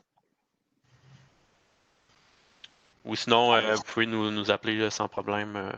Moi, je pourrais peut-être juste intervenir Ouais. là, justement au lac à la Perche Chaude. Si je ne me trompe pas, on avait de la nymphée odorante. Par contre, à moins que ce soit rentré dans les dernières années, ce qui pourrait être possible, on n'avait pas observé de faux nymphées pelletées. Puis, comme beaucoup de plantes exotiques envahissantes, ces plantes-là vont se reproduire de manière végétative, c'est-à-dire par fragments. Donc, lorsqu'on arrache des plantes, souvent on crée des fragments. Puis, bon, ça peut sembler être une méthode efficace sur le coup, mais par la suite, on a fait plein de fragments qui vont se retrouver à proximité, qui vont faire chacune une plante. Puis, ce qu'on risque de faire, c'est d'augmenter la densité de ces plantes aquatiques-là au final. Donc, c'est pas nécessairement une méthode qui est préconisée. OK, alors ça répond à ma question. Je vous remercie infiniment. Du moins, il faut faire une gestion efficace des fragments. Donc, ça peut être réalisé par des plongeurs. C'est pas quelque chose, une tâche qu'on sait faire un dimanche après-midi, mettons. Ensuite, il y a Martin Guérin-Lajoie qui aimerait prendre la parole pour ajouter à la question de Mme Toutan, qui était la première là, par rapport, j'imagine, au lac qui était étudié. Je ne sais pas si vous voulez prendre la parole, M. Guérin-Lajoie. Oui, merci. D'abord, merci à vous tous pour les présentations. C'était fort intéressant. Je suis Martin Guérin-Lajoie, résident du lac Héroux, tout comme Mme Toutan là, qui a parlé tantôt. On a récemment là, discuté, en fait, échangé des courriels même pour s'impliquer avec Alexandre peut-être dans l'élaboration d'un plan directeur. En fait, l'inquiétude que l'on a, nous, c'est que dans les tributaires d'entrée, il y a une prolifération de la brassénie de Schreber importante là, qui est passée en à peine 5-6 ans de 10% à plus de 80% en fait de couverture. Et il va falloir étudier les causes de tout ça et il y a peut-être plusieurs facteurs sur lesquels il va falloir investiguer et éventuellement prendre action. Mais de ce que j'entends, de ce que vous dites, les résidents ne peuvent pas arracher eux-mêmes des plantes dans le lac, peu importe la couverture et peu importe comment envahissantes sont rendues ces plantes, parce que la brassénie n'est pas classifiée envahissante encore. Mais ma question était, si on s'embarque dans un plan directeur, est-ce qu'il y a moyen d'arriver à des actions quelconques pour contrôler ça à tout le moins, ou c'est peine perdue et on doit laisser aller ces plantes jusqu'à ce qu'on soit capable de marcher dessus?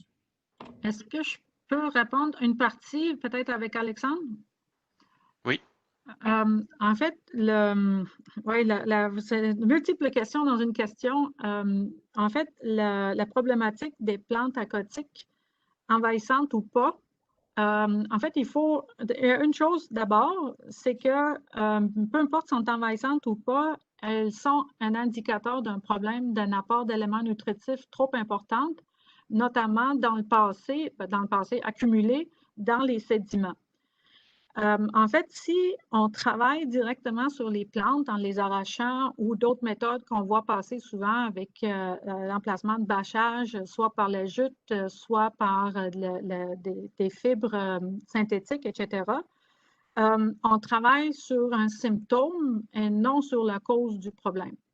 Alors, il faut comprendre d'abord quelle est la cause et si on a bien compris la cause, un peu comme Alexandre l'a très bien décrit tout à l'heure, comme des apports sédimentaires importants, si on travaille d'abord sur la cause, on pourrait potentiellement, en tout cas, même bien certainement, revenir en arrière par rapport aux symptômes. C'est-à-dire qu'on a beaucoup de lacs où on a pu gérer les apports d'éléments nutritifs, puis la population de plantes aquatiques s'est auto-réduite tranquillement pas vite. Si on intervient de manière trop invasive, on risque de faire plus de mal que du bien sur plusieurs plans. Un, c'est la partie quand on travaille sur les plantes aquatiques envahissantes, que si on le fait sans avoir un plan de gestion en amont, un plan d'intervention et un plan de suivi long terme, en ce moment-là, on risque juste à mettre un plaster et le sang en dessous continue à saigner, puis on est tout le temps obligé de continuer à travailler. On vient de terminer une importante revue de la littérature là-dessus avec le ministère de l'Environnement et on pourrait même revenir là-dessus, mais il ne faut surtout pas intervenir directement sur les plantes. Il faut d'abord travailler aux sources. Il faut connaître les plantes. Il faut savoir ce qui sont envahissantes. Est-ce qu'elles prolifèrent, où, comment, pourquoi. Et si on les arrache, qu'est-ce qu'ils peuvent faire, même du dommage à un lac ou une rivière en aval de chez vous, parce que les fragments se déplacent. Donc, il faut d'abord, vraiment rendu là, travailler sur les sources. Et après, si on a vraiment un problème, puis il y en a plusieurs lacs qui ont des gros problèmes, d'avoir un plan d'intervention court, moyen et long terme qu'on planifie avec les experts, qui en a plusieurs, entre autres à l'Université Laval, qui se font qui font un gros travail là-dessus présentement. Mais pas intervenir comme certains lacs l'ont fait, je ne veux pas les nommer, parce que des riverains avec les villes bien intentionnés ont fait un certain travail, mais ça coûte une fortune et c'est complètement inefficace, voire même très contre-productif. Oui, la question pour l'instant est peut-être combien de temps on peut penser à investir, si on veut, pour créer le plan directeur, puis ensuite pour mettre en place des actions de contrôle. On parle de plusieurs années. C'est quoi l'échéancier environ? C'est sûr que c'est quand même une lutte à long terme. Le plan d'action, lui, viendrait par contre justement encadrer des actions qu'on pourrait avoir une visée à court terme, justement pour les rendre réalistes sur des cycles peut-être de 5 ans. Les premières actions bénéfiques seront pas nécessairement observées dans le lac, mais en périphérie, justement. Tu sais, on va s'attaquer aux problèmes en amont, en partant, pour par la suite essayer d'observer des gains dans le lac. C'est sûr qu'un plan directeur, comme je vous dis, c'est un plan de gestion. Puis bon, dans les premières années, va falloir mettre l'effort, puis justement y croire à ce plan-là. Pour justement, ça peut être des actions pour revégétaliser des bandes riveraines ou s'attaquer aux sources justement des apports en phosphore, qui par la suite, lorsqu'on va avoir été capable de contrecarrer ces apports-là ou d'améliorer nos bandes riveraines, vont porter fruit, puis commencer à porter des effets bénéfiques justement sur la densité des plantes envahissantes. Par contre, c'est un travail de longue haleine, ça c'est sûr. Peut-être juste un petit complément en réponse à M.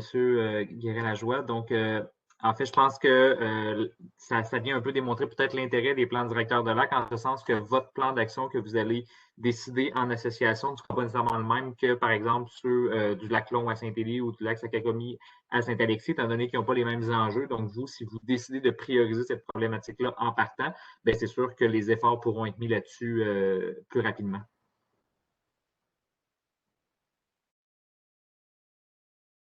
Est-ce que ça répond à votre question, M. Guérin-Lajoie? Oui, en tout point, merci. Il va falloir regarder à la source aussi, entre autres, une des pistes à regarder, ça va être le déversement du lac Driver qui amènerait beaucoup de sédiments là, de façon importante dans les dernières années. Donc, c'est pas les résidents qui peuvent nécessairement travailler là-dessus. On va avoir besoin d'aide puis de faire de façon concertée avec notre association et tout ça. Mais bref, on souhaite s'investir avec vous. On recommuniquera dans les prochains temps. Merci. Ben, écoutez, je voulais juste, M. Lajoie, moi, juste vous dire, moi, je suis du lac des Pins Rouges. Ça fait quelques années qu'on a fait la phase 1, phase 2, phase 3. On a l'an passé réussi à écrire un plan directeur de l'eau. Les intervenants qu'il y a là-dessus, c'est évidemment notre association. Il y a la municipalité et l'OBV aussi qui nous a aidés là-dessus. Mais nous, dans notre cas, là, c'était peut-être pas le même cas que vous, mais on a déterminé à l'intérieur, ça nous a pris à peu près 1 an à écrire le plan là-dessus. On a déterminé les principaux points que chaque personne doit faire, tu sais, comme les municipalités, oups, mon dos. On ira pas trop loin.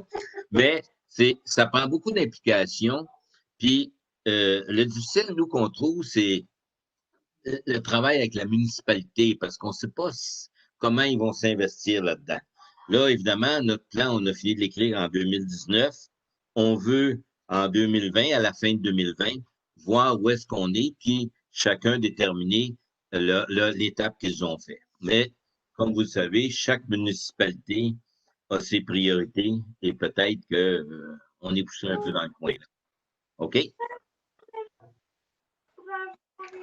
Merci pour le complément d'information. Puis là-dessus, je rajouterais là, justement qu'un des avantages de s'être formé en association, c'est justement d'avoir un poids auprès de la municipalité, puis de légitimer les différents enjeux des riverains là, pour leurs lacs respectifs. Ensuite, si je retourne dans le chat, j'avais M. Serge Baudry qui demandait avez-vous réalisé une démarche similaire en milieu agricole pour la partie sud du bassin versant? Je l'ai mentionné au tout début de la présentation. Quand on parle de bassin versant, ben, on a quand même un énorme territoire, puis on travaille de concert avec différents acteurs de l'eau, qui sont les usagers de l'eau, donc autant les riverains et les municipalités, mais aussi les entreprises agricoles. Puis évidemment, une bonne partie du territoire est agricole. Donc, c'est sûr qu'on va essayer d'aller faire différents échantillonnages dans différents cours d'eau pour préciser des zones, des secteurs à intervenir. Mais oui, on a travaillé beaucoup avec les entreprises agricoles et le gouvernement dans les dernières années pour améliorer les différentes pratiques culturales.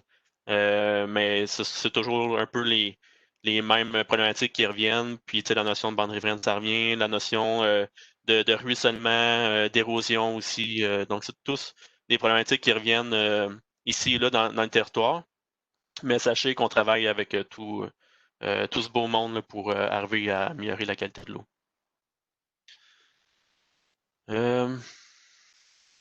Ensuite, est-ce qu'on a une question de Isabelle Falardeau qui demande est-ce que l'eutrophisation est réversible ou on ne peut seulement que la ralentir?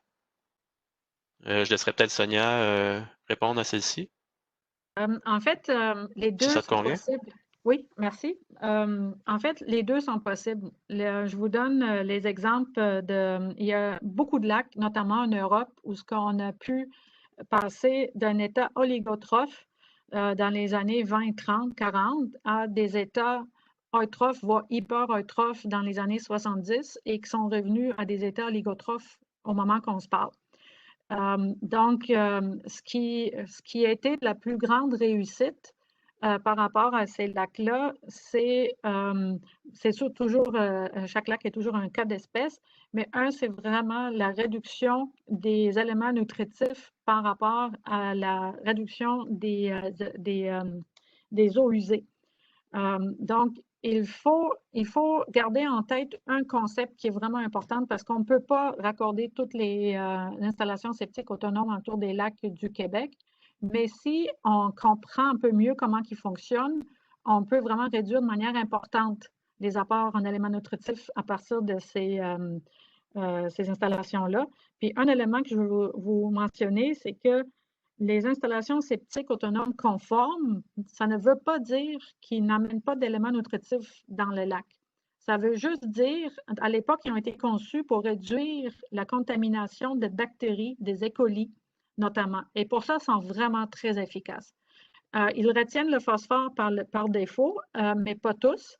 Et surtout pas après plusieurs années. C'est comme un vieux éponge de cuisine. À un moment donné, quand il est plein, il est plein. Il va sointer. Et par rapport à l'azote migre dans le sol très rapidement, et surtout en hiver. Donc, il faut vraiment faire une bonne utilisation, bon entretien et même renouvellement s'il le faut de son installation septique. Et en parallèle, les gens ont travaillé beaucoup sur la question de l'agriculture, la revégétalisation massive des bandes riveraines et la réduction importante, limitation de la navigation de bateaux en moteur avec des points de chute pour les quais de départ et d'arrivée, pour ne pas avoir un brassage sédiment à chaque quai. Donc, chaque lac est un cas en soi, mais ça, c'est les éléments qui ont le plus fonctionné. Et oui, on peut revenir en arrière. Notre lac ici, lac Perrault, c'est un tout petit lac qui est très représentatif de vos lacs, de 30 hectares, 11 mètres de profondeur maximale, 5 mètres en moyenne. On a augmenté notre transparence de 0,5 mètres les dernières 10 ans et on a coupé en 3 la conductivité spécifique les dernières 10 ans. Donc, on est passé de 60, puis on est retourné 60 à 70, on est retourné à 30. Donc, oui, c'est possible. Merci pour la réponse. Ensuite, on a Coutin-Guylaine qui demande est-ce que l'augmentation des pontons avec moteur électrique sur le lac est nuisible? Je ne sais pas si Sonia, tu veux répondre à ça, sinon Alexandre. Ah, c'est mon autre chapeau, la Coalition pour une navigation durable. En fait, la question, c'est maintenant les bateaux à moteur électrique, les tout petits qu'on avait à l'époque, ça vaut pour. Ils n'ont pas une très grosse puissance vers le bas, mais quand même, on veut partir très lentement de son quai puis revenir très lentement à son quai. Ça, c'est toujours la règle numéro 1. Et on évite à tout prix de passer dans les plantes aquatiques parce que là, non seulement on les arrache, mais c'est comme si on les arrache, on sort les sédiments puis on les fait proliférer ailleurs. Maintenant, il y a de plus en plus de bateaux à moteur électrique de très forte puissance. Et on peut même faire du ski nautique derrière certaines. Il y a des sea-doo électriques. Donc, ils sont tout aussi nocifs en termes de ce qu'ils sont capables de faire en termes de vagues vers le bas et vers la rive qu'un moteur à essence, qui ajoute, lui, des contaminants, mais en termes de vagues, la puissance est la même. Et c'est là qu'ils, oui, ils peuvent aussi être aussi nocifs qu'un moteur à essence, selon les cas. C'est l'érosion qu'il faut éviter, le brassage des sédiments et l'arrachage des plantes aquatiques. Merci beaucoup, Sonia. Ensuite, la période de questions achève. On a 2 questions supplémentaires. La première qui est en une spécifique au lac à la pêche à Saint-Mathieu-du-Parc. Madame Catherine Lescaut-Sinclair, si je prononce bien. Pour des questions plus spécifiques à des lacs, je vous inviterai à contacter Alexandre par courriel, par téléphone. Par courriel, c'est alexandre@obvrly.ca. Ça va nous laisser le temps de regarder tous les paramètres et de vous répondre adéquatement. Ensuite, on a une question. Étant du lac du barrage à Saint-Élie, nous avons constaté une coupe de bois non réglementaire de la part du club Witch and Star l'automne passé. Là-dessus, je vous demanderai peut-être de téléphoner à la municipalité qui pourrait vous présenter les différentes réglementations là, par rapport aux coupes de bois. Moi, à ma connaissance, je n'ai pas la connaissance suffisante pour répondre à cette question-là. Donc, je vous invite à justement là, à téléphoner à la municipalité de Saint-Élie de Caxton. Je ne sais pas si vous avez d'autres questions. Est-ce qu'il y a des gens qui aimeraient intervenir à l'oral? Madame Michèle Lafont? Oui, je voulais tout simplement vous remercier. Ça a été très intéressant. J'ai apprécié votre atelier, je ne sais pas comment dire ça, votre surtout quand on a parlé des fosses septiques, des lavages, de ne pas trop utiliser de l'eau, tu sais, pas faire 3 lavages dans la même journée, d'altérer, mais peut-être aux 2 jours à la place. Des fois, on n'y pense pas, puis si ça peut aider, tant mieux, Seigneur. C'est des petites affaires qui font qu'on garde notre lac. Merci infiniment. Merci à vous pour votre commentaire. Puis oui, justement, il y a beaucoup d'actions à faire, autant personnelles que collectives. Donc, commencer par sa résidence, c'est une bonne avenue.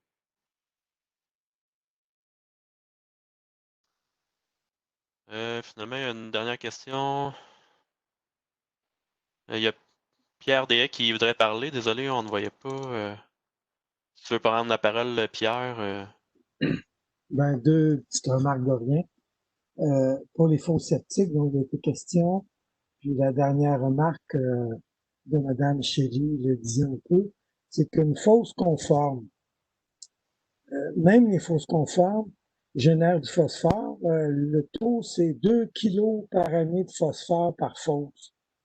Ce qu'il faut savoir, 1 kilo, c'est 1000 grammes. 1 gramme de phosphore, c'est 500 grammes d'air. Alors, la problématique des fosses septiques, c'est qu'elles sont conçues pour gérer les coliformes, mais pas gérer le phosphore. Ça fait 10 ans qu'au niveau du ministère, il y a une pression très grande pour qu'on complète les phénomènes de fosse septique, les processus, en ajoutant un procédé de déphosphatation. Mais il y a un enjeu où le gouvernement ne veut pas aller trop loin parce qu'un coût supplémentaire, ce serait la seule solution pour que les fosses septiques, même conformes, ne contribuent pas à enrichir en phosphore les lacs. Alors, c'est la première chose que je voulais dire. Puis la deuxième, sur la question sur le Winchester, puis une coupe qui aurait été non réglementaire, la coupe a été réglementaire, contrairement à la perception populaire. C'est qu'il y a un règlement de protection de la fonction paysagère. Et puis, là-dedans, les ingénieurs forestiers, quand suite à un intempérie, un acte de Dieu, les têtes des arbres s'estompent, alors il suffit d'avoir un plan de coupe de la part d'un ingénieur qui s'est permis de couper parce que les arbres, de toute façon, un coup des têtes cassées, ils seraient inutilisables en foresterie au bout de 2 ans à cause de l'eau qui s'infiltrerait par le tronc. Alors, les coupes qui ont été faites au Winchester, c'est dommage, c'était des beaux arbres centenaires, mais 80% d'entre eux, les têtes étaient coupées, puis la coupe a été faite selon les règles en vigueur avec le règlement de protection là, de la fonction paysagère de la MRC, un règlement de MRC d'application municipale. Voilà.